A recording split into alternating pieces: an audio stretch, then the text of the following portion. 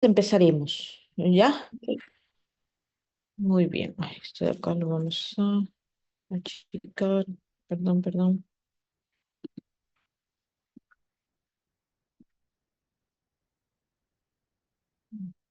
Ya, muy bien. Entonces, el día de hoy, bueno, ante todo, buenas tardes, chicos. Quien le habla es la doctora Roselena Verasti Ruiz. Yo soy médico hematólogo, en el Hospital María Auxiliadora al momento, ¿no? Me encargo de la parte práctica. Bueno, y el día de hoy me ha tocado hacer la teoría que viene a ser las llamadas trombofilias. ¿Ya? Quiero eliminar esto. Ya, muy bien. Entonces, en realidad es un tema un poco amplio porque nos ha tocado trombofilias y trombosis venosa profunda. ¿Ya? Vamos a tomar en cuenta algunos puntos importantes. ¿Ya? Entonces, la presentación básicamente va a ser la introducción para que puedan entender en sí qué viene a ser las llamadas trombofilias. Vamos a ver los tipos de trombofilias que hay, las hereditarias, las adquiridas. Vamos a hablar un poquito de estas trombofilias asociadas al embarazo, ¿ya? Y por último, vamos a hablar de las trombofilias ya adquiridas como el síndrome antifosfolipídico y la trombosis venosa, ¿ya? Esos son los temas que vamos a hablar el día de hoy. Muy bien, entonces para nosotros entender lo que viene a ser esta enfermedad, antes que todo tenemos que saber en qué o cómo es las fases de la hemostasia, ya que esta alteración se va a dar, ¿por qué? Porque vamos a tener algunas fases de la hemostasia alteradas, ¿ya? Entonces, la hemostasia normalmente se divide en fases, ¿no? Vamos a tener hemostasia primaria, hemostasia secundaria, ¿no? O también lo que viene a ser la fase de coagulación y la tercera fase, que es la fase de fibrinolisis. La hemostasia primaria va a estar dado básicamente, ¿por qué? Porque posteriormente algún daño, alguna lesión a nivel del endotelio, se va a activar esta hemostasia primaria, ¿no? Primero con la parte del endotelio, estimulando lo que viene a ser la vasoconstricción y activando células muy importantes que en este caso vienen a ser las plaquetas. Estas plaquetas van a tener la función de adherirse, agregarse a nivel de la zona endotelial dañada y formar como objetivo el coágulo de blanco o el tapón plaquetario, ¿no? Este tapón plaquetario en realidad solamente va a ser útil durante un muy corto tiempo, ¿no? Por lo tanto, para nosotros tener un poco más de tiempo en que se regenere este endotelio, va a pasar a la fase de hemostasia secundaria. Esta fase de hemostasia secundaria va a tener como objetivo la formación de fibrina. Esta fibrina se va a formar gracias a la activación de forma simultánea de muchos factores de coagulación que van a activarse y van a dar como último la producción de fibrina. Esta fibrina va a ser una malla muy fuerte que va a envolver ese tapón plaquetario. Al final va a ser como un coágulo de fibrina que me va a tener con mucho más tiempo, ¿no? O me va a dar más tiempo a que mi endotelio se pueda regenerar. Puede ser más, en realidad, más de 10 minutos. Todo el tiempo que necesite mi endotelio, esta fase va a estar activada, ¿ya? Y es una fase que la activación es constante y persistente.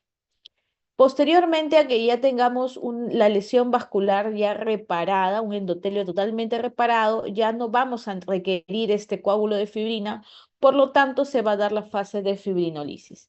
Esta fase tiene como objetivo dos cosas: bloquear todo mi sistema de coagulación, no se siga formando la fibrina y también empezar a degradar fibrina mediante proteínas que van a empezar a destruir mi coágulo de fibrina, ¿ya? De tal forma que yo tenga totalmente ya libre mi flujo sanguíneo y lo 100%. Todo esto se hace de forma ordenada, es la parte fisiológica, ¿ya? Y es lo adecuado. Debe haber un equilibrio entre la parte de mi sistema procoagulante, que va a estar dado por mi hemostasia primaria y mi hemostasia secundaria, y de mi sistema anticoagulante, que va a estar dado básicamente por la fibrinolisis, ¿no? Ambos sistemas son importantes para yo decir que tengo una hemostasia normal.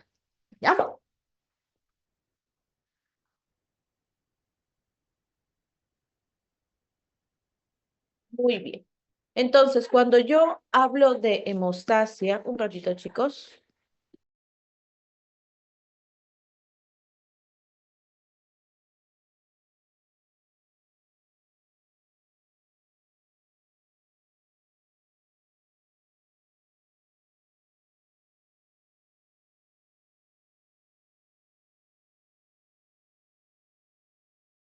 Ya, cuando nosotros hablamos de hemostasia, estamos hablando de un equilibrio hemostático. Para que se dé una patología trombótica o una trombofilia, tendríamos que tener dos condiciones en las cuales mi sistema procoagulante va a estar activado, estimulado, ¿no? O mi sistema anticoagulante va a estar inhibido o disminuido. Ambos trastornos se pueden dar para que yo tenga como consecuencia una trombofilia.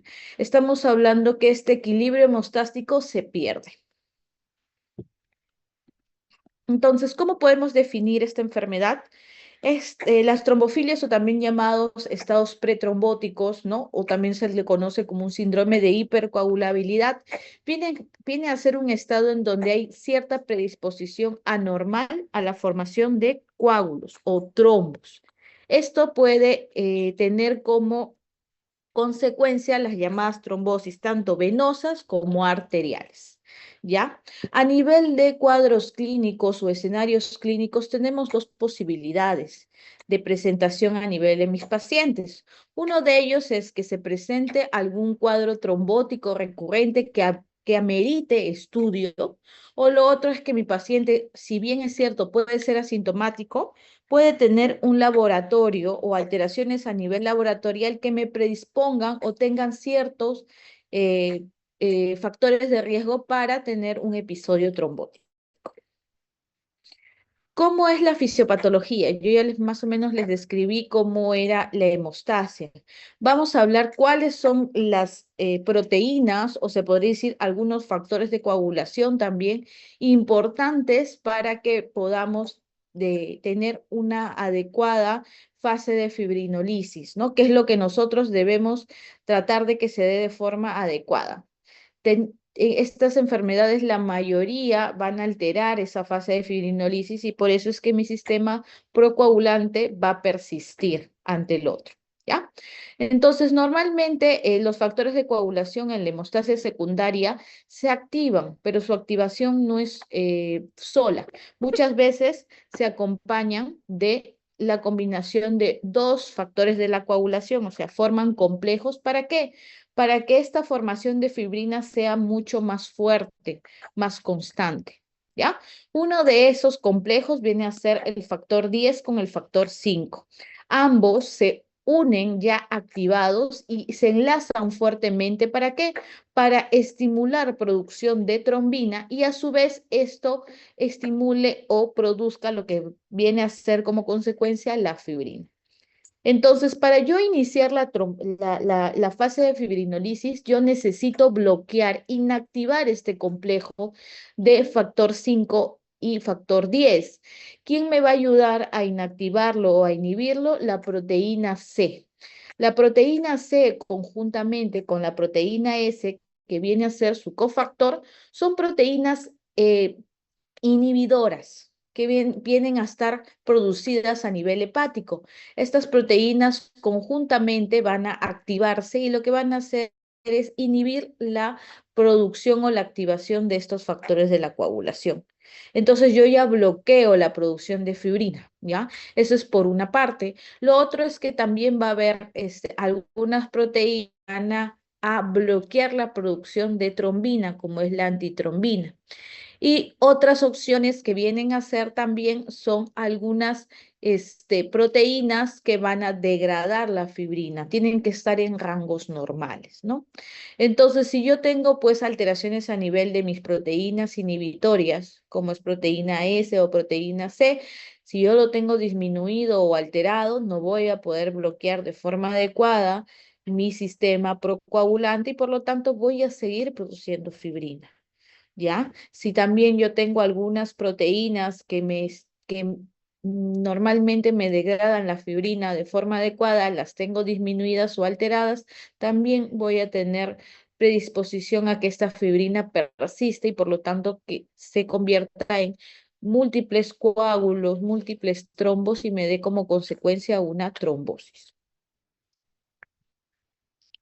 Entonces, ¿cómo clasificamos las trombofilias? Las trombofilias las podemos clasificar en primarias, estamos hablando que hay un trastorno hematológico propiamente dicho, y en secundarias cuando se asocian a otras patologías, ¿no? El día de hoy nosotros vamos a hablar básicamente de las hemofilias primarias. Ya no vamos a tomar en cuenta las trombofilias, perdón, trombofilias primarias, no vamos a hablar de las trombofilias secundarias. Dentro de las trombofilias primarias podemos subclasificarlo en dos grupos, básicamente, en las hereditarias o congénitas, quiere decir mi paciente nace con este trastorno, y las adquiridas, ¿no? Que va a tener a lo largo de su vida, ¿no?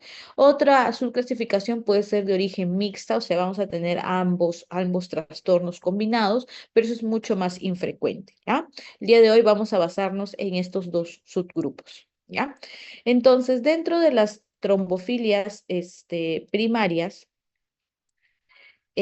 vamos a hablar primero de las hereditarias o congénitas.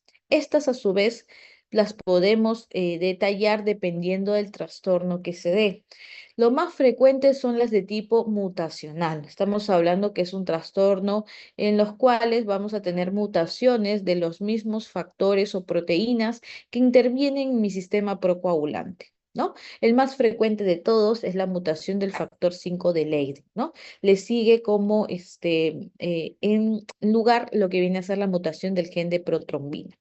Posteriormente a estos dos, se podría decir en el orden de frecuencia está la deficiencia de proteínas C y S, que ya les había descrito que son proteínas que van a inhibir mi sistema procoagulante, ¿no?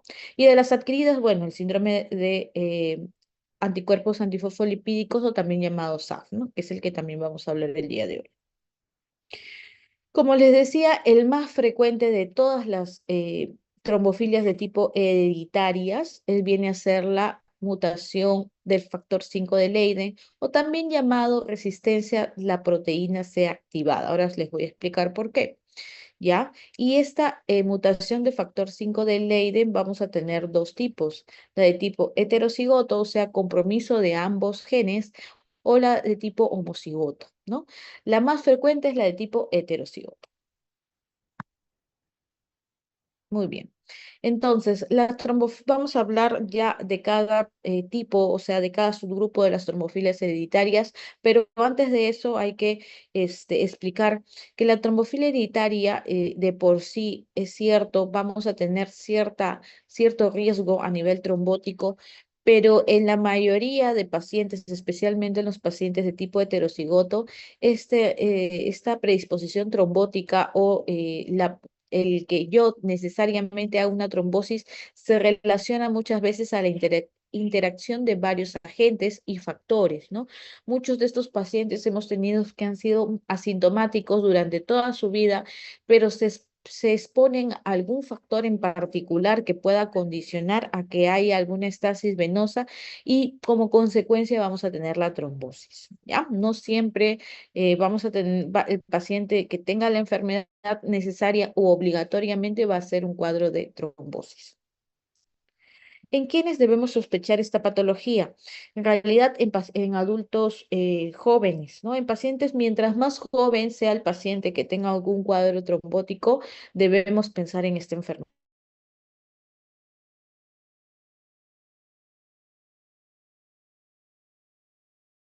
Trombosis mesentéricas, las trombosis de senos venosos cerebrales, la trombosis portal, ¿no? O la de venas suprahepáticas, ¿no? Entonces son zonas que realmente son demasiado inusuales y obviamente no tendríamos que tener ninguna justificación de por qué tendría mi paciente que hacer trombosis a nivel de esta zona, ¿no? O sea, son trombosis en áreas infrecuentes no justificables, ¿no?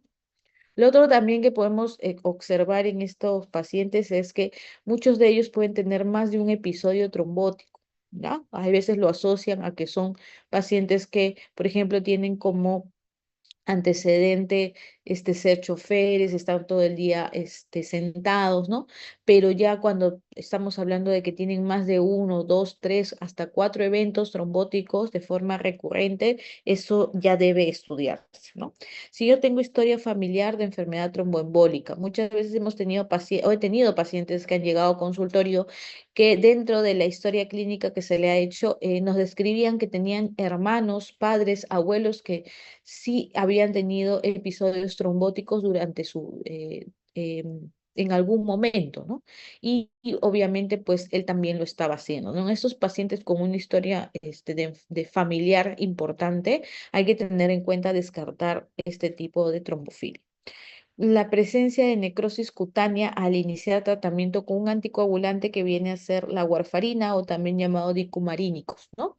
Estos pacientes, especialmente estamos hablando de los pacientes que tienen deficiencia de proteína C o S, cuando usan este medicamento puede pasar esto que estamos viendo aquí en la imagen, la necrosis a nivel de la zona superficial, especialmente en miembros inferiores, ¿no? Se llama necrosis cutánea, ¿no? Esto se va a dar porque este medicamento empeora aún más la deficiencia de disminuye mucho más esto. ¿Por qué? Porque justamente va a actuar a nivel de factores de la coagulación, vitamina K dependientes, y estas proteínas dependen de esas vitaminas. ¿Ya?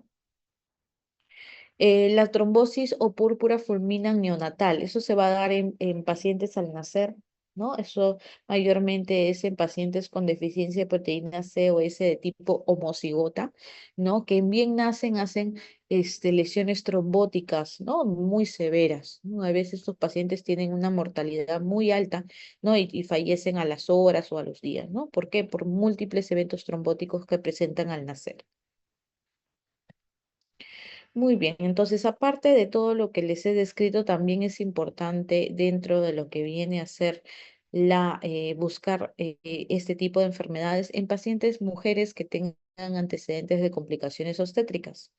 Ya la patología obstétrica es muy importante en las trombofilias.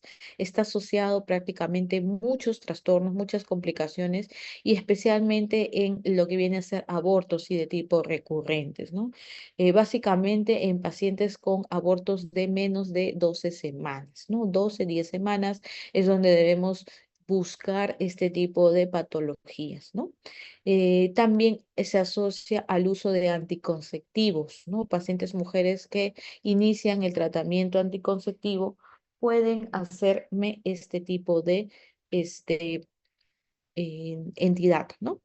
Entonces, dentro de lo que viene a ser la patología obstétrica, tenemos episodios trombóticos durante la gestación, abortos, muertes fetales tardías, muertes fetales intrauterinas, trastornos a nivel del crecimiento uterino como el RCIU. También está descrito la preeclampsia, eclampsia, todos esos trastornos en los cuales me contribuye a lo que viene a ser la vascularización placentaria, voy a tener como complicación dentro de esta patología. Entonces, cuando yo mm, puedo pensar en estos pacientes, ya les habría escrito pacientes jóvenes, en algunas literaturas los vamos a encontrar menores de 40 años, menores de 50 años, más o menos ese es el punto de corte, ¿ya? Y cuando hablamos de un primer episodio, o sea, el paciente no tiene ningún antecedente y tenemos una trombosis de tipo distal, ¿no? Y a su vez esa trombosis de tipo distal tiene alguna justificación, está asociado a, por ejemplo, insuficiencia venosa muy severa, ¿no? O alguna colocación de algún catéter, algo en particular, no es recomendable pues iniciar algún screening de descarte de esta enfermedad. Pero si tenemos trombosis proximales o trombosis muy severas como es el tromboembolismo pulmonar, en estos casos sí está recomendado hacer el screening porque son pacientes que tendrían más posibilidad de que presenten este tipo de enfermedad. Pero si estamos hablando ya de eventos recurrentes, ya sea joven o un paciente no joven, necesitamos definir si estos eventos recurrentes son provocados, o sea, son justificados. Si lo son, no tendría que hacer ningún estudio de screening, ¿no? Pero si no son provocados, ¿no? Y más aún son pacientes jóvenes, tengo toda la obligación de hacer descarte de estas patologías. Entonces, ¿cómo yo puedo empezar mi diagnóstico? ¿Cómo puedo yo empezar a estudiar a mi paciente? Al inicio, lo ideal es hacer exámenes de pruebas generales, ¿no? Un perfil de coagulación. En algunos casos, en estos pacientes podemos tener algunos trastornos, algunas alteraciones. Por ejemplo, el tiempo de tromboplastina parcial activada lo podemos tener en rango incrementado, ¿no? Las demás, la verdad, pueden estar normales y seguir pensando en que podemos tener este tipo de enfermedad. Lo otro también importante es que mi paciente debe tener pruebas en las cuales me evalúen la función hepática. Es muy importante ver la función hepática. Acuérdense que la mayoría de proteínas, tanto del sistema procoagulante como del sistema anticoagulante, están producidas a nivel hepático. Entonces, para mí es muy importante evaluar la función hepática, ya que me va a dar la noción de saber si mi paciente realmente está frente a una trombofilia secundaria y ya no es primaria, ¿no? Es importante también ver la función renal, especialmente si yo voy a iniciar probablemente un tratamiento en mi paciente. Necesito saber si tiene algún trastorno a nivel renal y una biometría hemática completa, que estamos hablando de un hemograma completo, ¿ya?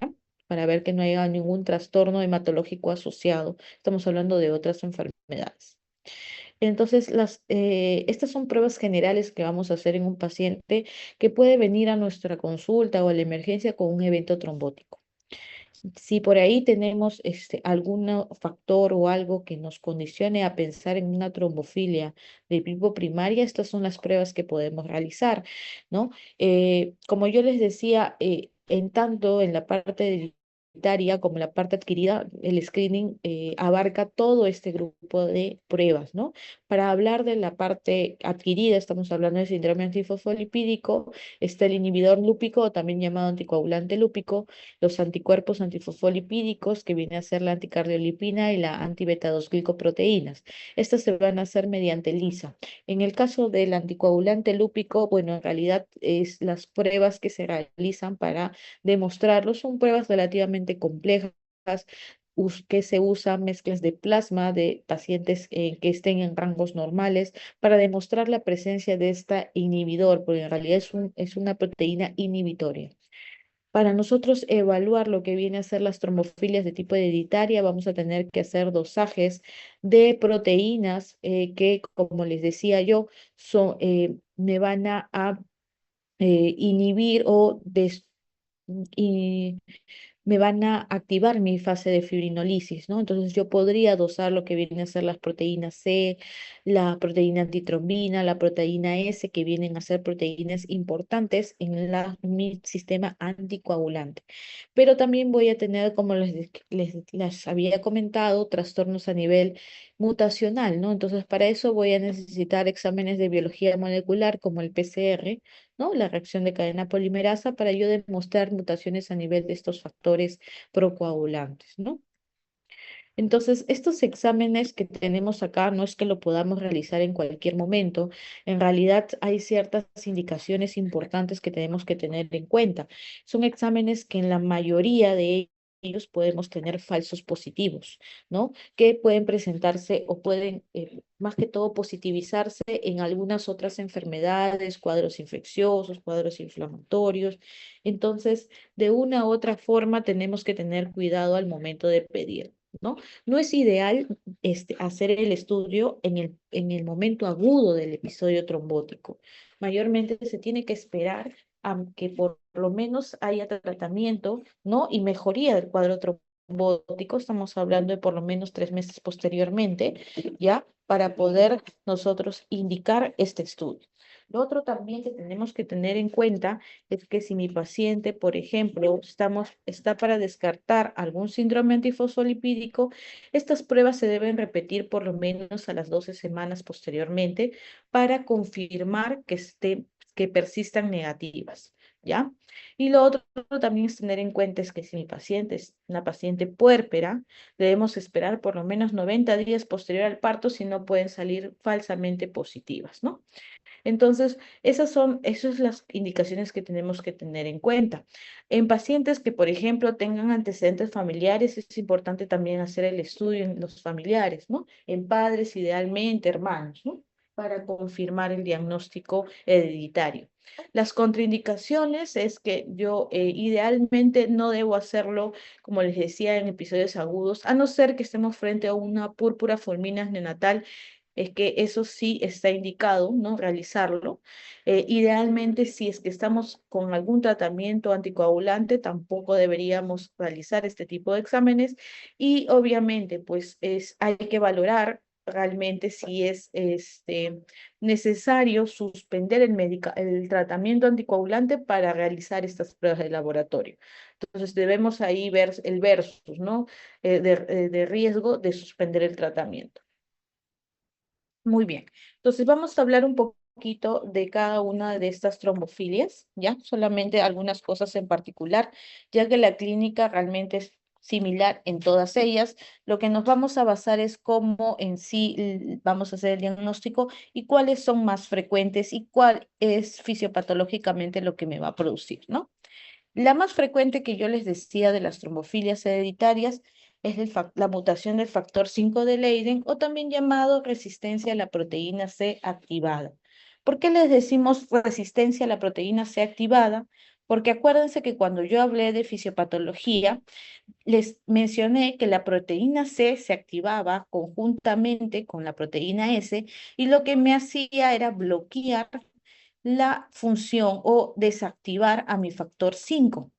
Este factor 5 que nosotros tenemos acá mutado, ¿no? Que lo descubrió Leiden y por eso tiene ese nombre, es un factor 5 que no puede desactivarse a mi proteína C activada, o sea, no va a funcionar esa inhibición.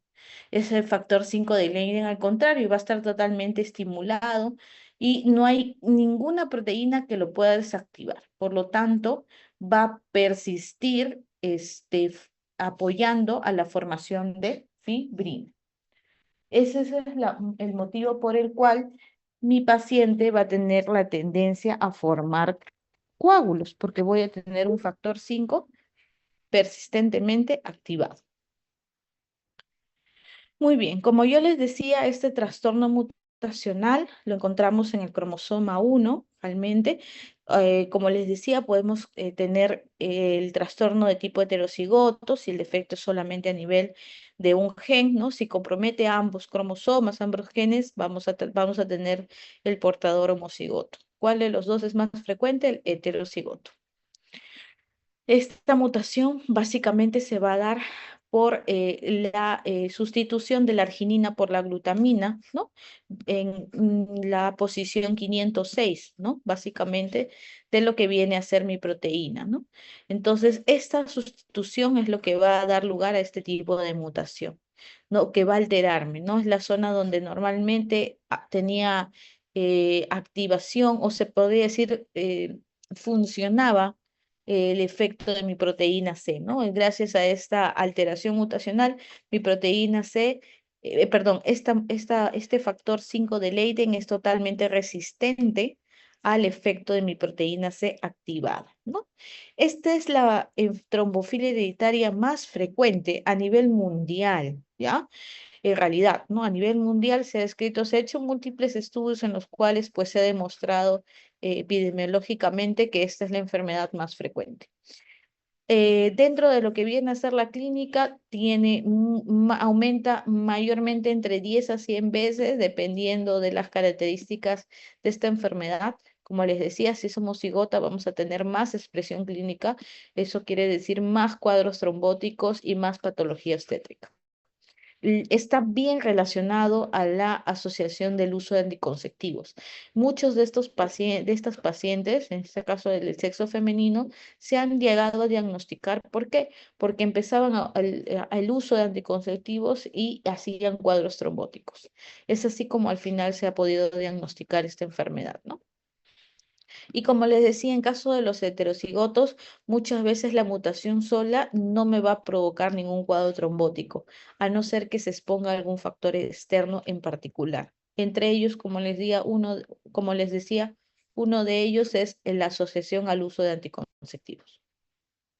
Esta es la técnica que hacemos para el diagnóstico, es mediante PCR. es la misma que usamos para, por ejemplo, para la mutación del gen de protrombina, ¿no? La misma forma de diagnóstico. La mutación del gen de protrombina viene a ser la segunda trombofilia hereditaria más frecuente. ¿Ya? En este caso vamos a tener la alteración a nivel del cromosoma 11, ¿no? Esta mutación básicamente se va a dar por la sustitución de guanina por adenosina en la posición 20-210, ¿no? Nucleótido 20-210. ¿Qué es lo que me va a tener como consecuencia, ¿no? Que esta protrombina mutada lo que va a hacer es elevar la cantidad de concentración, o sea, va a generar mayor funcionabilidad, más de mi protrombina por sí, ¿no?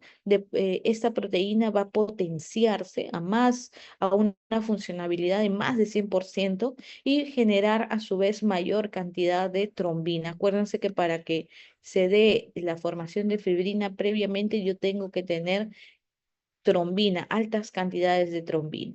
Esta protrombina me va a dar lugar a eso y por lo tanto mi formación de fibrina también va a estar estimulada. ¿Ya? Eh, Como les había dicho, el diagnóstico también es por PCR y la clínica es similar, ¿no? Cuadros trombóticos y patologías obstétricas. Eso lo vamos a ver en todos. Es lo mismo. Como les decía, esta protrombina normalmente genera trombina y esta protrombina va a ser desinhibida gracias a mi proteína C activada, ¿ya? Pero, ¿qué pasa si esta protrombina está en grandes cantidades, está tan elevada que por más que yo tenga una proteína C activada, no lo va a poder inhibir y se va a seguir formando trombina? ¿Ya? Esa es se puede decir la fisiopatología de lo que sucede en esta enfermedad. Muy bien. Y ahora vamos a hablar de las deficiencias de proteínas. En el caso de la proteína C, no, esta proteína C normalmente va a ser estimulada y activada por este complejo de trombina y trombomodulina, ya que se va a dar cuando ya básicamente mi endotelio esté reparado, recuperado, vamos a tener este complejo que va a ser estimulado por el endotelio, lo que va a hacer es activar a mi proteína C. La proteína C activada para que pueda cumplir su función necesita un cofactor. Ese cofactor es la proteína S. Gracias a la unión de estas dos, lo que va a hacer es bloquear mis factores principales de coagulación, que lo que necesito es inhibirlos. ¿Para qué? Para empezar a alterar o bloquear la producción de fibrina, ¿no? Y obviamente incrementar lo que viene a ser la fibrinolisis, la destrucción de esa fibrina más bien. ¿Qué pasa si yo tengo niveles de proteína C disminuidos? Entonces, por lo tanto, yo no voy a poder inactivar estos factores de la coagulación y van a persistir estimulando mi sistema procoagulante. Tenemos dos tipos, básicamente. El tipo uno es la disminución cuantitativa, o sea, en cantidad, y el tipo 2 es la alteración funcional. O sea, yo voy a tener niveles séricos normales de proteína C, pero van a estar totalmente disfuncionales, ¿no? Como les había descrito, se asocia básicamente a cuadros trombóticos y lo más frecuente que vemos, la asociación es que estos cuadros trombóticos, idealmente no vamos a poder tratarlos con el medicamento de warfarina, que es uno de los anticoagulantes bioral que más usamos. ¿Por qué? Porque lo que me pueden presentar estos pacientes son necrosis cutánea. ¿Ya? En los casos más severos, que son los llamados homocigotos, ya les había descrito, vamos a ver las llamadas púrpuras neonatal fulminas, ¿no? Múltiples eventos trombóticos a nivel de piel, a nivel de extremidades, básicamente, ¿no? Y los pacientes pues llegan a aumentar la mortalidad neonatal. Y en el caso de la deficiencia de proteína S, es muy similar. Esta alteración se va a dar básicamente en el cromosoma 3 y la presencia de disminución de esta proteína va a hacer que mi proteína C activada no funcione, ya que la proteína S es su cofactor. Por lo tanto, vamos a tener como consecuencia lo mismo que pasa cuando hay una deficiencia de proteína C. En este caso, sí hay tres tipos, ¿ya? El tipo uno, vamos a tener que los niveles totales y libres de mi proteína S van a estar disminuidos, ¿ya? En el caso 2, solamente la actividad de esta proteína S están alterados, pero los niveles totales están normales, ¿no?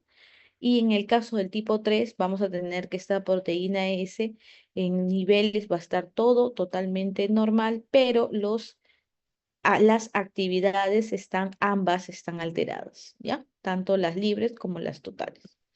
El riesgo de tromboembolismo y patología obstétrica también es mucho más frecuente en estos pacientes. Y para hablar de manejo, en realidad, todo paciente que hace algún cuadro trombótico, el manejo, el tratamiento es el uso de anticoagulación. Ya sea desde el primer episodio o algún episodio de tipo recurrente, siempre se debe tratar o se debe anticoagular al paciente. La única contraindicación de anticoagular a un paciente es que esté con algún cuadro de sangrado activo, ¿no? Mientras no pase eso, la indicación es la anticoagulación. Ahora, si estamos frente a un primer episodio, ¿no? Tendríamos que valorar qué factores tiene mi paciente, especialmente qué tipo de trastorno genético, si es homocigoto o es heterocigoto, para decidir plantearle la anticoagulación de forma permanente, ¿no? A veces mi paciente permanente significa que yo anticoagule a mi paciente de por vida, porque si es que, por ejemplo, como lo dice acá, hay episodios recidivantes, estamos hablando más de 2 eventos trombóticos, de localizaciones muy atípicas. Entonces, si yo retiro la anticoagulación en mi paciente, así ya se haya disuelto totalmente el coágulo de este evento trombótico, si yo decido quitar la anticoagulación, significa que hay mucho riesgo en que vuelva a ser un evento trombótico. Y hay tipos de eventos trombóticos que son muy severos, como el tromboembolismo pulmonar, que puede causar la muerte de mi paciente, ¿no? Lo otro también es que tengo que disminuir o por lo menos dar algún tratamiento de tipo profiláctico, especialmente en situaciones de riesgo, ¿no? Estos pacientes, acuérdense que si bien es cierto, si no hacen previamente ningún episodio trombótico, si se asocia algún factor que me lo pueda predisponer, van a hacerme algún cuadro de trombosis. Entonces, para evitar eso, lo que yo hago es empezar un tratamiento de tipo profiláctico. O, bueno, se le dice profilaxis antitrombótica, ¿no? Se puede usar anticoagulantes de heparina, ¿ya?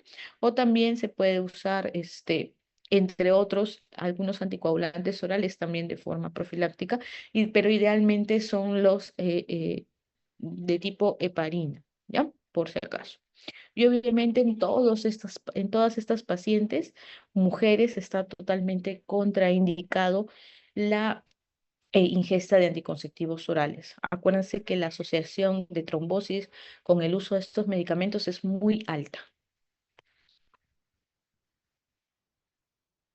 Ya, entonces ya hemos hablado de lo que viene a ser las trombofilias hereditarias. Ahora vamos a hablar un poquito de ese tipo de trombofilias asociado al embarazo.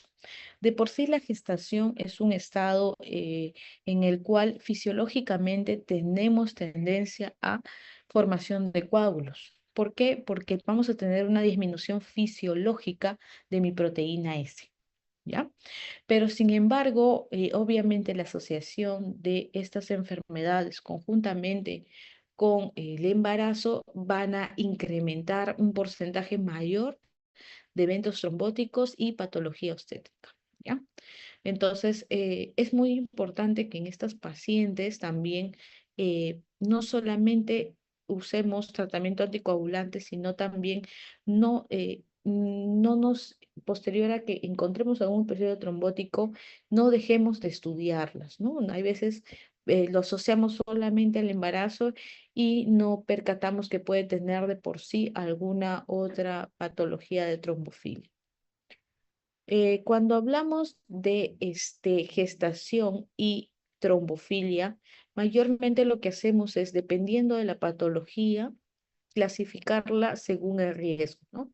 Cuando hablamos de paciente con mi factor 5 de Leiden de tipo homocigoto o mi mutación de protrombina o la presencia de proteína COS, estamos hablando ya de una gestante de alto riesgo, ¿no? A su vez también la presencia de síndrome antifosfolipídico también me da cierto grado de riesgo mi paciente, en este caso un alto riesgo, ¿no? Cuando hablamos de bajo riesgo, son en el caso de tipo heterocigoto, de las que vienen a ser las trombofilias hereditarias de mutacionales, ¿no? Como el factor 5 de Leiden y la mutación de protrombina, ¿no? Solo en esos casos yo voy a ponerlas en el grupo de bajo riesgo, ¿no? El riesgo incierto en realidad son ese tipo de patologías o trombofilias que al momento son, número uno, son muy infrecuentes, hay muy pocos estudios por tan poca cantidad de pacientes que presentan, entonces no se sabe realmente qué tipo de tratamiento usar. ¿Para qué? Para no tener patologías obstétricas, ¿no? Porque esto de acá me sirve en qué? En el tratamiento. Me sirve para yo decidir en qué paciente voy a usar anticoagulación, a dosis terapéuticas o a dosis profilácticas, ¿no? Si estoy hablando de una paciente de alto riesgo, o sea, este grupo de enfermedades, entonces en estos pacientes, independiente de que se hayan tenido alguna patología obstétrica previa, yo debo dar tratamiento a dosis terapéuticas, ¿no? Con anticoagulantes de tipo, idealmente, heparinas de bajo peso molecular. ¿Ya? Estos medicamentos son seguros en la gestación. Está contraindicado totalmente el uso de warfarina durante la gestación. ¿Por qué? Porque tiene efecto altamente teratogénico. ¿Ya? Entonces no se puede usar ningún tipo de este medicamento en ninguna etapa de la gestación. ¿Ya? Entonces, por ese motivo es que damos tratamiento idealmente solo con heparinas durante la etapa de mi paciente, durante la etapa que esté gestando a mi paciente. En el caso sea de riesgo bajo o incierto, con historia previa de abortos o alguna patología obstétrica que llame la atención, se debe iniciar este tipo de medicamento, las heparinas de bajo peso molecular, pero a dosis profilácticas, ¿no?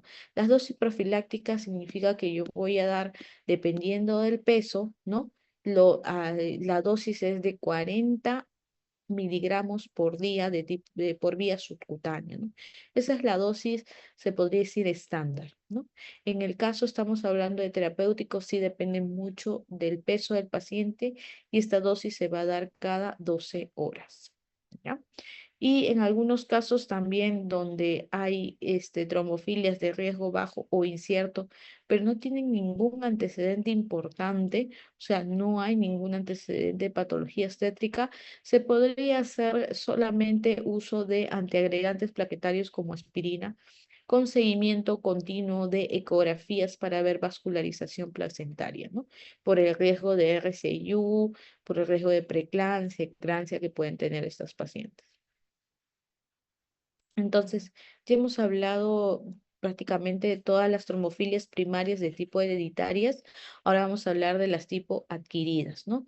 Dentro de ellas vienen a ser, en el grupo de las primarias, estamos hablando del síndrome antifosfolipídico. El síndrome antifosfolipídico viene a ser una enfermedad de tipo autoinmune. Significa que va a estar definido, ¿por qué? Por la presencia de anticuerpos. Estos autoanticuerpos, ¿no? O llamados anticuerpos antifosfolípidos, tienen que estar presentes y de forma persistente. ¿Ya? Esta enfermedad se va a asociar o se va a definir por la presencia de estos anticuerpos asociados a eventos trombóticos. Estos eventos trombóticos pueden ser de tipo arterial, como venoso. A su vez van a asociarse a complicaciones obstétricas, ¿no? Vamos a tener una cierta cantidad de alteraciones a nivel de la gestación que se puede dar, ¿no?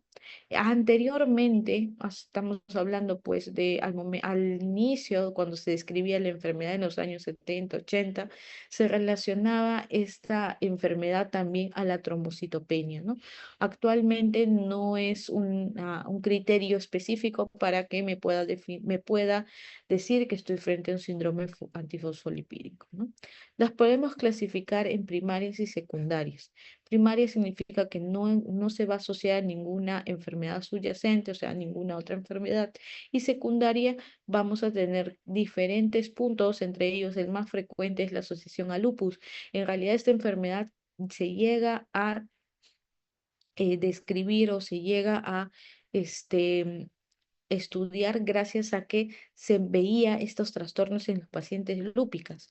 Entonces, es lo más frecuente que se asocia a esta enfermedad, pero se ha visto que se puede dar también asociada a otras patologías de tipo reumatológicas y a patologías no reumatológicas y no hematológicas como neoplasias de diferentes órganos, cuadros infecciosos, hasta la presencia de medicamentos que pueden estimular la producción de estos anticuerpos.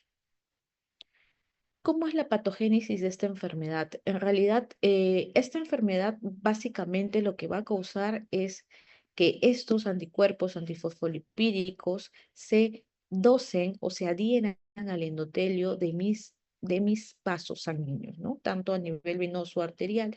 Estos anticuerpos se van a adherir a este endotelio y lo que van a hacer es que mi endotelio va a empezar a activarse, así como cuando hay algún daño endotelial, ¿no?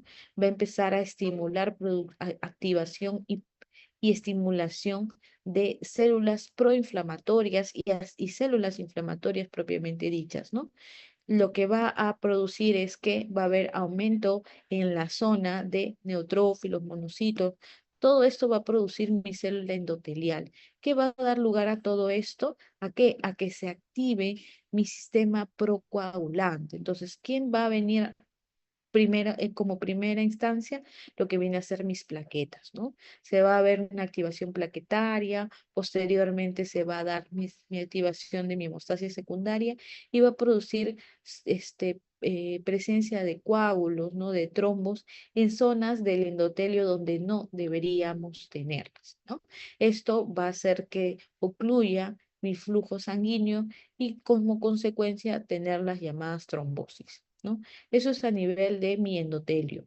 A nivel de mi patología obstétrica, yo voy a tener trastornos a nivel de mi circulación placentaria, especialmente ¿por qué? Porque al momento de lo que viene a ser el anidamiento, ¿no? De mi embrión a mi útero, no va a haber una buena proliferación a nivel de mi tejido trofoblástico, ¿no? El tejido inicial de mi embrión. Ese no va a tener buen desarrollo a nivel uterino y por lo tanto va a haber disminución, alteraciones del flujo placentario hacia el feto. ¿Qué es lo que va a causar resistencia a nivel de mis arterias, ¿no? Y va a tener como consecuencias preeclampsias, ¿no? Trastornos de presión arterial, eclampsias, disminución de lo que viene a ser el crecimiento del feto y si es que obviamente el anidamiento no se da de forma adecuada, abortos, ¿no? Y abortos estamos hablando de menos de 10 semanas, ¿no? Abortos recurrentes, ¿no? Porque no va a haber una buena proliferación, se va a desprender fácilmente mi tejido embrionario. Y como consecuencia de todos estos eventos, vamos a tener que mi paciente, sus complicaciones van a ser inflamación, cuadros inflamatorios, vasculopatías, y esto se va a dar a nivel de todos mis órganos, por eso es una enfermedad sistémica, ¿no? Todo esto va a dar lugar a trombosis y complicaciones obstétricas. En lo que viene a ser el cuadro clínico, ¿ya? Vamos a tener ay, perdón, un ratito, esto de acá, esto para agregarlo. No sé qué es. Ya, ahora sí, para que puedan entender mejor. Ya.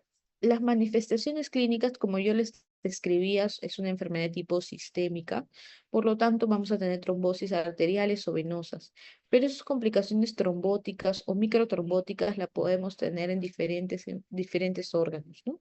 Podemos tener también trastornos a nivel de hematológicos como la trombocitopenia, como las anemias hemolíticas. Estas pueden ser de tipo autoinmunes o de tipo microangiopáticas, por si acaso, ¿ya? A nivel renal podemos tener también microangiopatías trombóticas, ¿no? O vasoclusiones, ¿no? A nivel de mi tejido renal. A nivel cardíaco podemos tener engrosamientos valvulares. Muchos de sus pacientes el diagnóstico también se ha dado gracias a ecocardiogramas, porque se han encontrado vegetaciones, ¿no? O engrosamientos, ¿no? O trastornos, soplos, ¿no? Son presentaciones a veces un poco raras, pero se puede dar. A nivel dermatológico vamos a tener lívido reticulares, son trastornos a nivel de la piel, dados también por pequeñas trombosis a nivel de capilares, ¿no? Y neurológicamente puede mi paciente tener dentro de ellas disfunciones cognitivas por alteraciones isquémicas o microisquémicas. Lo más frecuente en realidad vienen a ser de los cuadros arteriales, vienen a ser los STROT isquémicos, ¿no? Y en el caso venosa, pues las tromboembolismos pulmonares o trombosis venosas profundas de miembros inferiores. Eh, Actualmente, el año pasado se ha hecho revisiones, ¿no? Especialmente en grupos específicos, reumatológicos, asociaciones, básicamente, en los cuales ya dentro de los criterios para hacer el diagnóstico han incluido bastante la parte clínica, ¿no? Muchos de estos pacientes pasaban desapercibidos porque no se ahondaba mucho en el cuadro clínico como criterios diagnósticos, ¿no? Actualmente ya están descritos muchas alteraciones o se ha cambiado algunas puntuaciones para mejorar el diagnóstico de esta enfermedad, ¿no? Entonces, como yo les decía, vamos a tener alteraciones en muchos órganos, entonces ya vamos a tomar en cuenta estos puntos para poder decidir si estamos frente a un síndrome antifosfolipídico o no. Anteriormente, en realidad estamos hablando de los años 90 por ahí, al inicio los criterios que usábamos para diagnosticar esta enfermedad eran los criterios de Sapporo. Posteriormente, ¿no? En 2000, me parece 2007, ya se revisó estos criterios y mejoraron ¿a qué? A un consenso. Este es el llamado consenso de Signe, en el cual se estableció ciertos criterios para yo decidir o determinar si estoy frente a un síndrome antifosfolipídico o no. Estos criterios se dividían en criterios clínicos y criterios laboratoriales. Los criterios clínicos yo tenía que tener por lo menos una clínica de trombosis, ¿no? Uno o más episodios de trombosis, este podía ser venoso o arterial, ¿no? Y a su vez podía tener alguna complicación obstétrica, ¿no? Estoy hablando de, como les decía, partos prematuros, abortos o obviamente eh, algunos otros trastornos de vascularización placentaria como la preeclampsia, la eclampsia o la misma insuficiencia placentaria sin justificación, ¿no? Si la presencia de un criterio clínico era suficiente, ¿no? Acompañado de la presencia de un criterio laboratorial. Dentro de los criterios laboratoriales teníamos en cuenta el anticoagulante lúpico, que como ya les había descrito es un inhibidor, es una proteína inhibitoria, ¿ya? Y la presencia de los anticuerpos antifosfolipídicos, que estos pueden ser la anticardiolipina o la beta-2 glicoproteínas. Estos anticuerpos se pueden expresar como IgM o como IgG. Lo adecuado es que estén a títulos moderados o altos para yo decir que son positivos, ¿no? En esta enfermedad. Entonces, yo, ¿cómo realizaba el diagnóstico? La asociación de la presencia de un criterio clínico con un criterio laboratorial eran suficientes para yo decir que estaba frente a un síndrome antifosfolipídico. Idealmente los criterios de laboratorio se deben, como les decía, confirmar posterior a las 12 semanas, ¿no? Estos eran los criterios que estábamos usando hasta el año pasado. El año pasado hubo, como les decía, una revisión, ¿no? Conjuntamente por el Grupo Reumatológico Europeo, en el cual ay, perdón, lo que tenían en cuenta es que es importante que el cuadro clínico se tome en cuenta, ¿no? Anteriormente los criterios clínicos solo abarcaban un cuadro trombótico y complicaciones obstétricas, pero existe dentro del cuadro clínico de mi paciente algunos otros trastornos que se pueden dar a nivel de multiórganos, ¿no? O expresiones o formas clínicas que no necesariamente se dan junto con la trombosis, ¿no?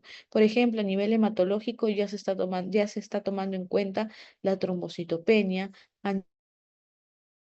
con la presencia de vegetaciones, la presencia de engrosamientos a nivel de la válvula cardíaca, ¿no? Por ejemplo, a nivel pulmonar, ciertas alteraciones como hemorragias pulmonares, ¿no? ¿Cómo se llama? O ciertas o lesiones eh, de vasculopatías, ¿no? Niveloides que se pueden diagnosticar mediante biopsia y que obviamente se pueden dar en pacientes con este tipo de enfermedad. Entonces, se ha hecho revisión de todas estas manifestaciones y se ha dado una nueva forma de diagnosticar, ¿no? Entonces, actualmente lo que se hace es, si bien es cierto, se sigue usando el mismo criterio laboratorial, ¿no? La presencia de estos anticuerpos, se ha ampliado la parte clínica, ¿no? Entonces, este nuevo, clasificación modificada, ¿no? Ya se está empezando a usar, ¿ya? Para yo decir que estoy frente a un síndrome antifosfolipídico, tengo que tener 3 puntos, ¿no? Por la parte clínica, dependiendo de lo que exprese mi paciente, puedo hacer el puntaje, y por la parte laboratorial también 3 puntos, ¿no? La parte laboratorial significa que yo tengo que tener mínimo positivo a alguno de los anticuerpos, ¿no? Asociado a 3 eventos clínicos de los que se describe en esta tabla, ¿no? ¿Cómo tratamos esta enfermedad? Como yo les decía, en el caso de la trombosis, el tratamiento sí o sí es anticoagulación, ¿no? Debo tener algunas medidas generales al inicio, ¿no? Por ejemplo, de todas maneras, el paciente tiene que evitar factores de riesgo vascular, ¿no? Como la obesidad, tiene que tener cuidado con la dieta, ausencia de tabaquismo, no tener sedentarismo y cuidarse mucho de la hipertensión. Son factores muy importantes que intervienen en lo que viene a ser la estimulación o la posible factor de riesgo a nivel trombótico, ¿no? Obviamente no se puede usar anticonceptivos en las pacientes con esta enfermedad, ¿no? Eh, y en el caso mi paciente, pues yo tenga alguna cuadro trombótico, tengo que anticoagular. Y inicialmente en el episodio agudo puedo empezar con las anticoagulantes que vienen a ser las heparinas de bajo peso molecular. Pero como son tratamientos de aproximadamente 3 a 6 meses, se prefiere posteriormente iniciar el tratamiento bioral, ¿no? Con el uso de cumarínicos o la llamada warfarina, que al momento es el único anticoagulante aceptado en el tratamiento de esta enfermedad, ¿no? Tanto en una trombosis venosa como una trombosis arterial, yo voy a hacer uso de este medicamento, y en el caso de la trombosis arterial, idealmente se va a asociar a aspirina, ¿ya? Si es que yo tengo, a pesar de mis niveles, con warfarina, yo persisto haciendo cuadros trombóticos, voy a tener que elevar mi dosis para tratar de que se mantenga mi sangre en mayor anticoagulación. En el caso del SAC obstétrico, o sea que mi paciente con síndrome antifosfolipídico no tenga eventos trombóticos, pero presente ya complicaciones obstétricas, o sea, esa sea la manifestación clínica. Primero, bueno, obviamente tengo que hacer todo el estudio, verificar que no haya ningún problema a nivel orgánico, ¿no? Que condicione a estos problemas, ¿no? O sea, descartarlo, y tengo que iniciar las llamadas tromboprofilaxis, ¿no? Idealmente postparto, si es que ya mi paciente está en ese estado, pero si yo, por ejemplo, quiero salir gestando y mi paciente pues ha tenido antecedentes de múltiples pérdidas, yo tengo que asociar el uso, o tengo que iniciar el uso de aspirina, ¿ya? Idealmente, y si fallo solo con la aspirina, y asociarla a parinas de bajo peso molecular a dosis profiláctica, ¿no? Si es que he tenido por lo menos mínimo una pérdida, pero si he tenido múltiples pérdidas hasta muertes fetales, ¿no? o patologías, por ejemplo, preeclampsias, eclampsias, ahí sí se sugiere el uso, ¿no? De aspirina con la heparina de bajo peso molecular a dosis terapéuticas, ¿ya? Más aún si ha tenido historia de trombosis, estamos hablando de un tromboembolismo pulmonar o un tromboembolismo o una trombosis venosa profunda, con mayor razón voy a hacer uso de la asociación de estos dos medicamentos para que tenga seguridad en mi gestación, o sea, no tener complicaciones posteriores. Bueno, esto es lo mismo, como les decía, si yo tengo un paciente con síndrome antifosfolipídico y no ha tenido ningún episodio trombótico previo y está gestando, si no, no hay problema, yo la observo, mientras no haya ningún factor de riesgo, no necesito ningún tratamiento, ¿no? Si es que no ha tenido ningún episodio trombótico. Pero si está gestando, sí, tengo que evaluar profilaxis y tratamiento dependiendo de si tiene antecedentes o no de pérdidas o muertes fetales, ¿no? En el caso de que ya mi paciente tenga una trombosis o esté debutando con un cuadro trombótico, primero tengo que definir si es venoso o arterial. Si es venoso, como les dije, inicio tratamiento anticoagulante, sí o sí. Al inicio con heparinas, posteriormente se agrega warfarina y se tiene que estar monitorizando el INR. El INR es un cociente que va a estar dado mediante un examen que se llama el tiempo de protrombina, ¿no? Mediante este tiempo se puede hallar este INR y yo lo tengo que mantener en el rango de 2 a 3. ¿Para qué? Para decir que mi paciente está anticoagulado, ¿no?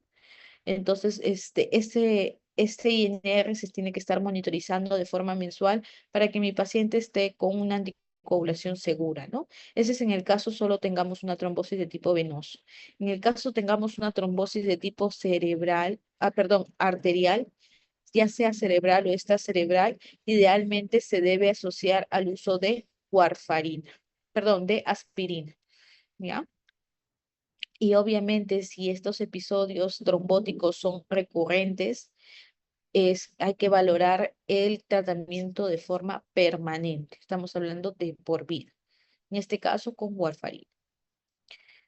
No sé si tienen alguna pregunta, chicos, hasta ahí, porque ya vamos a empezar lo que viene a ser la trombosis venosa nada más. Ya hemos terminado la parte de trombofilias.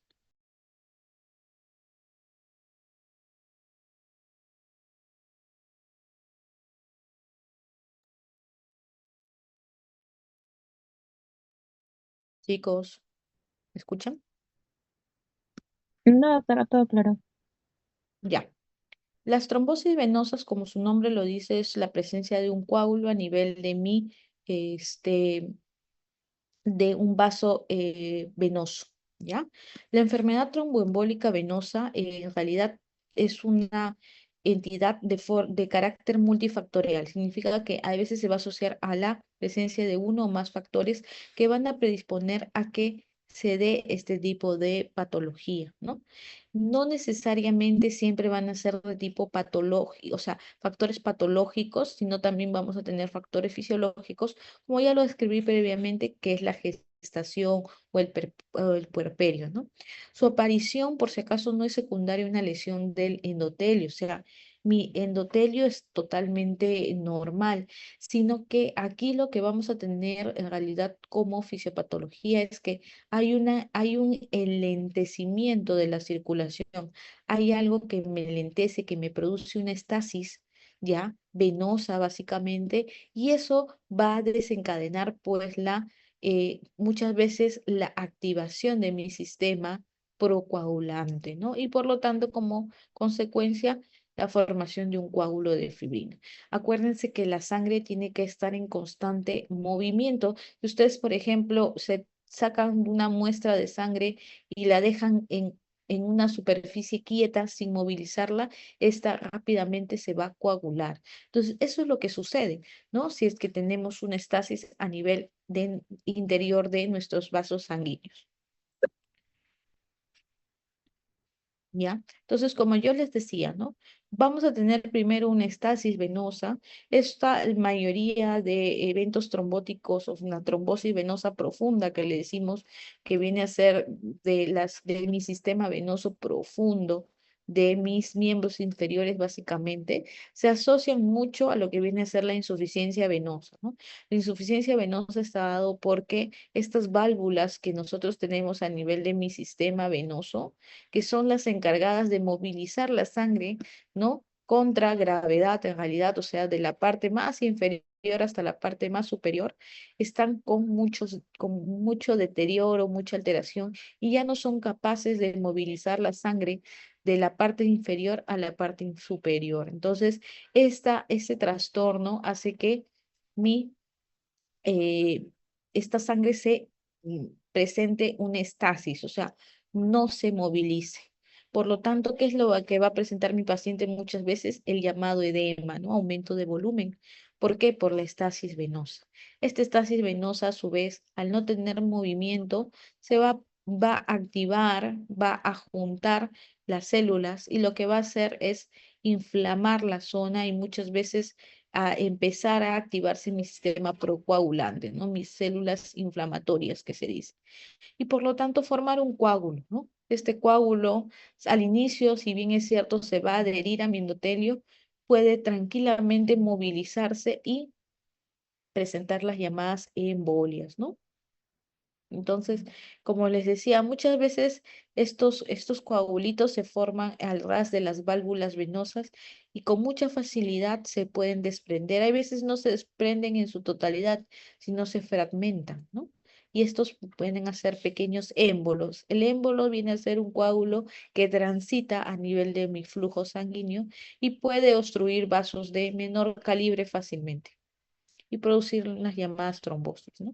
Lo más frecuente que pase esto es a nivel de miembros inferiores, y que los émbolos lleguen a qué? A lo que viene a ser circulación pulmonar y producir un tromboembolismo pulmonar. Es lo más frecuente que sucede. Entonces, ¿cuáles son los riesgos para desarrollar este tipo de trombosis? La edad, ¿no? Mientras más edad, más predisposición o más frecuencia de insuficiencia venosa, ¿no? Y por lo tanto, pues más riesgo. Historia previas de trombosis, ¿no? De tromboembolismos. Ya si yo he tenido alguna trombosis en miembros inferiores, puedo volver a hacerlo si es que no mejoro mi estilo de vida o no sigo las indicaciones de forma adecuada, ¿no? Las inmovilizaciones, ¿no? Mis pacientes que, por ejemplo, tienen hospitalizaciones largas y están todo el día echados, ¿no? Postrados, básicamente. Entonces, sus pacientes también van a tener estasis venosas.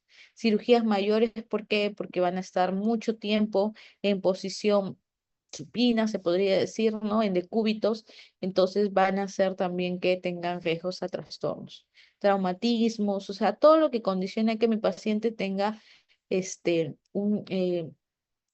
tenga postraciones, ¿no? Embarazo, puerperio, ya les dije, son estados fisiológicos, ¿no? Tratamiento con algunos anticonceptivos. Acuérdense que estos anticonceptivos también condicionan, estimulan, ¿no? Obviamente, pues trombofilia. Si mi paciente tiene alguna trombofilia, ya lo hemos visto, hereditaria, va a tener más riesgo a hacer este tipo de trombosis. Obesidad, ¿no? El uso de algunos dispositivos como los catéteres venosos centrales también son dispositivos que muchas veces, al estar dentro de un vaso sanguíneo, estimula la activación de mis factores de coagulación, ¿no? Y por lo tanto puede emitir o formarse pequeños émbolos a nivel de mi sistema circulatorio. El síndrome nefrótico, ¿por qué? Porque al tener un daño severo a nivel de, o perder proteínas a nivel de lo que viene a ser orina, también voy a perder factores importantes. Y muchos de esos factores son de tipo anticoagulante, ¿no? Entonces, a veces tengo cierta predisposición a formar coágulos. Y las dos formas más frecuentes de tromboembolismo viene a ser la trombosis venosa profunda, que yo les he descrito, se puede dar básicamente en miembros inferiores, y el tromboembolismo pulmonar, ¿no? La trombosis venosa profunda puede afectar, ¿no? A cualquier, en realidad cualquier órgano en particular. Lo más frecuente son los miembros inferiores, pero yo puedo tener una trombosis venosa profunda a nivel de miembros superiores, a nivel también abdominal, puedo tener una trombosis mesentérica, una trombosis portal, ¿no? O sea, la trombosis se puede dar en cualquier zona, en realidad.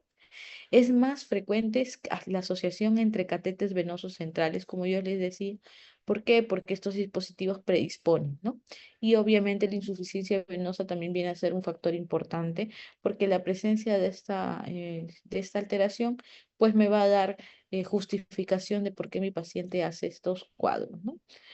La clínica, básicamente, como les describía, es el edema, es el aumento de volumen, ¿no? La simetría que puede tener a comparación del otro miembro que no hay trombosis, ¿no? También lo muy frecuente son los trastornos a nivel de piel. Vamos a tener una hiperpigmentación. ¿Por qué? Porque vamos a tener estasis venosa. La estasis venosa condiciona a esta hiperpigmentación por esa sangre que conlleva muchos desechos al nivel venoso y que se mantiene estancada, ¿no? En la zona, ¿no? Entonces eso hace que mi paciente tenga muy frecuentemente esta coloración y es lo que muchas veces le incomoda más al paciente, ¿no? En el caso del tromboembolismo pulmonar, este va a ser, como les decía, va a ser un émbolo que al final va a obstruir una rama importante de mi circulación pulmonar y producir en mi paciente, dependiendo de la zona comprometida, mayor clínica de respiratoria, ¿no? Muchas veces puede llegar a comprometer troncos, ¿no? Troncos de la circulación pulmonar y mi paciente a hacer paros cardiorrespiratorios sin que te dé tiempo a realizar ningún tipo de tratamiento, ¿no? Como le dije, depende mucho dónde puede afectar. Hay veces solo afecta a vasos pequeños, ¿no? De zonas segmentarias del pulmón, o hay veces afecta a troncos importantes, ¿no? Y eso puede eh, causar el bloqueo de la circulación a nivel muchas veces importante de mi tejido pulmonar, ¿no? Entonces, como les decía, ya la clínica más o menos les he descrito, pero en el caso del tromboembolismo pulmonar, vamos a tener que el paciente va a ser lo más característico una disnea súbita, ¿no? Es una disnea muy severa que va a presentar de un momento a otro y que el paciente puede acompañarse de síncope, ¿no? A su vez también se describe dolor torácico, ¿no? Algunos lo describen como un dolor pleurítico y lo más dentro de las características es la presencia también de inestabilidad hemodinámica, ¿no? Mis pacientes pueden venir muy hipotensos, muy deteriorados por este tipo de enfermedad y como les decía, muchas veces tenemos que actuar rápidamente porque si no, tiene una alta mortalidad. ¿Cómo demostramos la presencia de estas trombosis? Básicamente con estudios de imágenes, ¿no?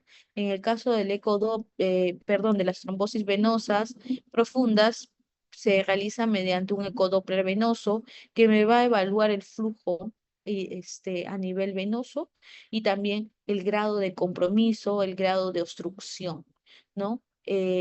Otro tipo de examen, especialmente que lo usamos para diagnosticar y que es ideal para el diagnóstico de tromboembolismo pulmonar, es el angioten, ¿no?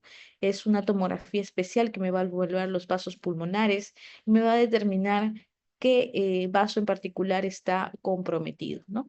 Algunos otros exámenes nos pueden ayudar, pero no son específicos para el diagnóstico en sí. O sea, si lo tengo positivo no significa que necesariamente tengo eh, un, un cuadro trombótico. Más bien, si lo tengo negativo, sí podría decir que no hay un cuadro trombótico, ¿no? Que es el dímero D, ya que el dímero D se puede elevar en múltiples patologías y hasta en cuadros inflamatorios.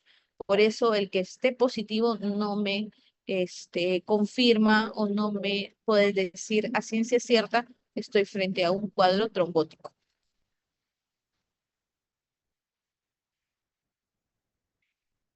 ¿Y qué herramientas, qué escalas me pueden ayudar a yo determinar, se podría decir, si estoy frente a un evento trombótico? ¿No? Hay muchas, en realidad hay varias escalas, la que más usamos es la escala de Wells. Esta está, dependiendo de la patología y escala de Wells para sospecha de trombosis venosa profunda y para sospecha de tromboembolismo, ¿no? Estas escalas me ayudan a que son puntuaciones para que yo pueda determinar si estoy frente a un evento trombótico o no e iniciar la anticoagulación lo más pronto posible, ¿no? Muchas veces el- los exámenes de imágenes no los tenemos al momento, entonces tenemos que iniciar tratamiento según clínica o según antecedentes, ¿no? O según lo que por ahí podemos, puede estar presentando el paciente, ¿no? Eso es lo ideal, ¿no? Iniciar la anticoagulación lo más pronto posible.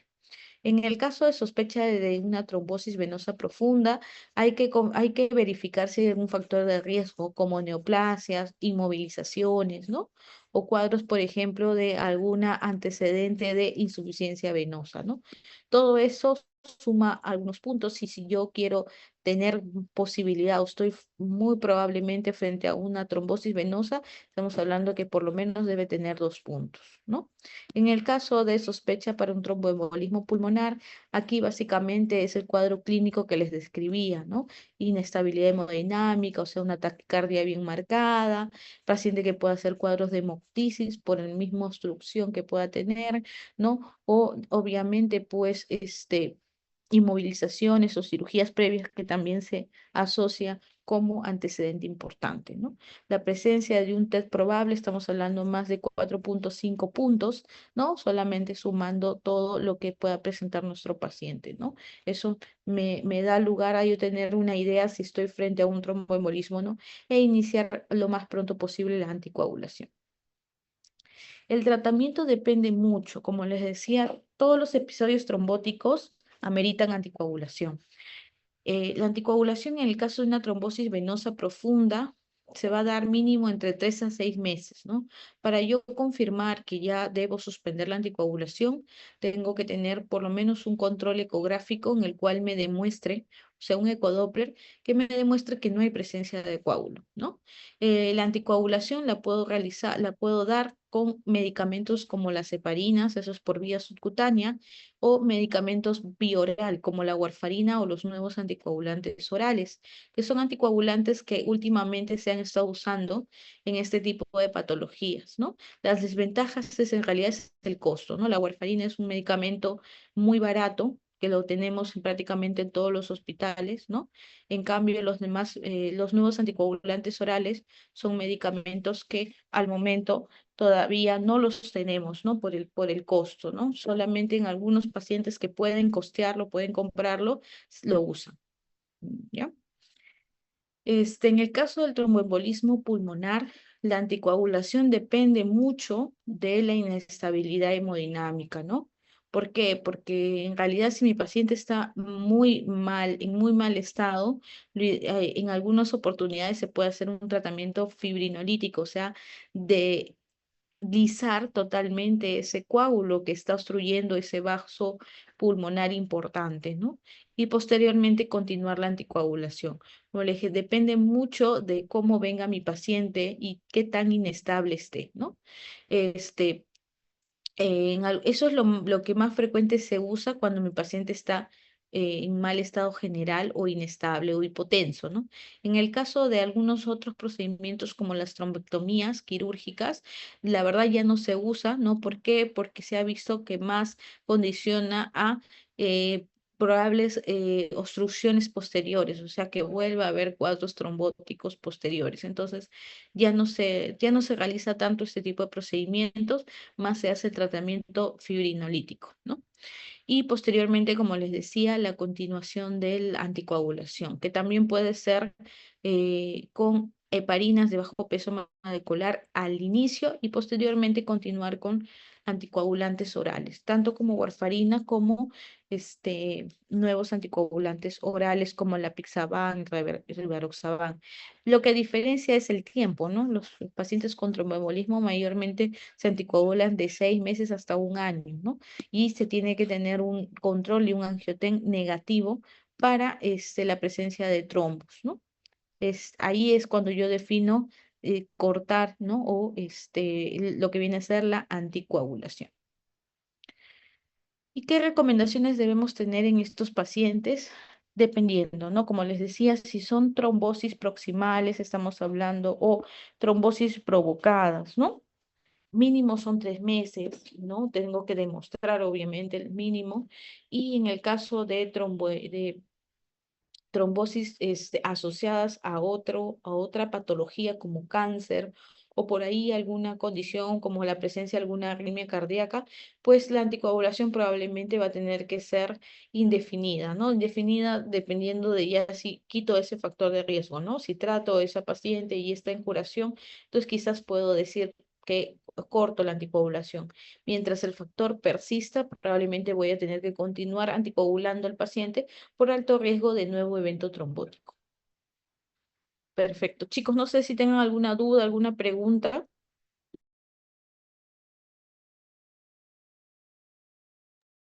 Sí, creo que alguien preguntó.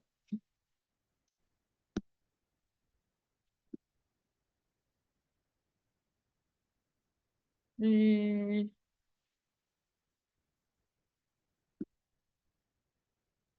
¿Están mandando lo de la asistencia?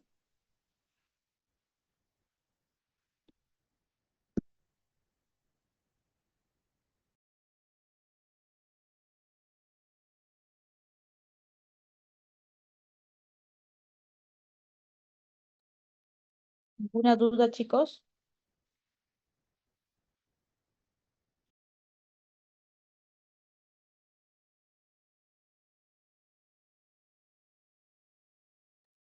Todo claro, doctora. De una, ¿Cuál sería la principal complicación de la trombosis venosa profunda? Rosario, ¿no? Ya, la principal complicación de la trombosis venosa profunda es que evoluciona a un tromboembolismo pulmonar, ¿no? Como les decía, el coágulo que está obstruyendo los vasos venosos inferiores, ese coágulo puede desprenderse y al desprenderse puede obstruir vasos importantes como los pulmonares y hacer tromboembolismos pulmonares, básicamente, ¿no? Esa es la complicación más severa, ¿no? Las otras complicaciones que, ratito, no,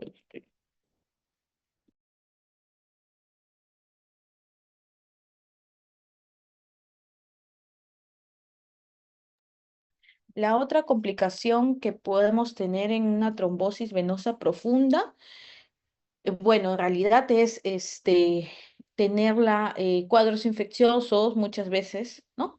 Se puede, esos coágulos a veces se pueden infectar, hacer hasta vegetaciones, el paciente puede hacer múltiples émbolos sépticos, ¿no? Esas son complicaciones, pero lo más frecuente, como les decía, es que pueda hacer un tromboembolismo pulmonar.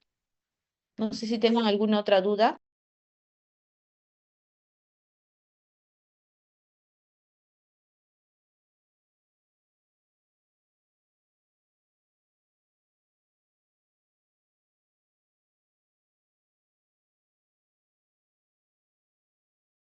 Ah, ok, no hay problema.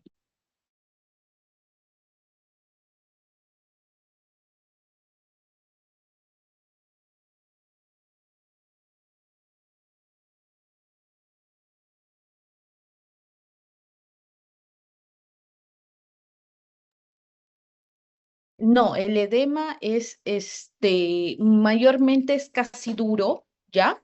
Tiene a tendencia a fovea, es muy doloroso y no es que es pequeño. En realidad afecta mayormente dependiendo del territorio, pero la mayoría de veces afecta mínimo la tercera parte de la pierna, ¿no? Y en algunos casos cuando afecta a un vaso más importante, por ejemplo, el vaso femoral, que es una de las más frecuentes, el edema es desde el muslo hasta el pie, ¿ya? Entonces no es que pueda iniciar como un grano, imposible, ¿no? Empieza iniciando con el aumento de volumen progresivo y el dolor intenso, ¿no? El paciente no puede muchas veces extender en la pierna sin tener dolor. ¿Ya?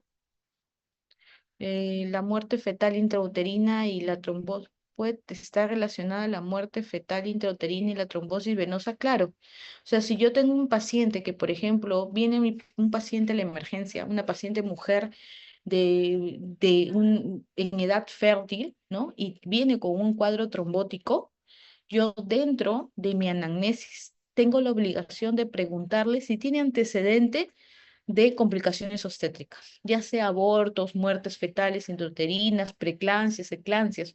O sea, dentro de lo que viene a ser mi evaluación, tengo que tener en cuenta esas características. ¿Ya? ¿Por qué? Porque puedo estar frente a un síndrome trifosfolipídico. ¿Ya? Entonces, y eso me condiciona que yo tengo que estudiar esa paciente. ¿Sí?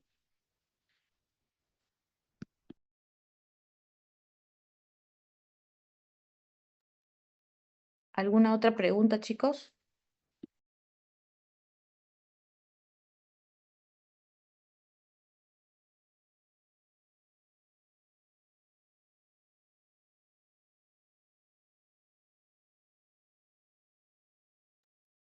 Bueno, chicos, si no tienen ninguna pregunta, estudien, ¿ya?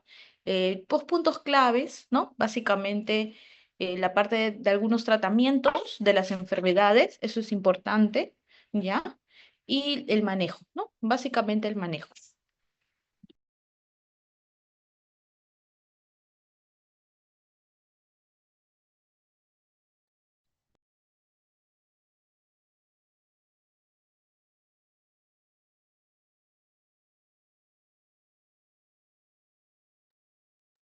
Gracias, doctora. Ok, chicos, con mi grupo de práctica mañana, por favor, temprano.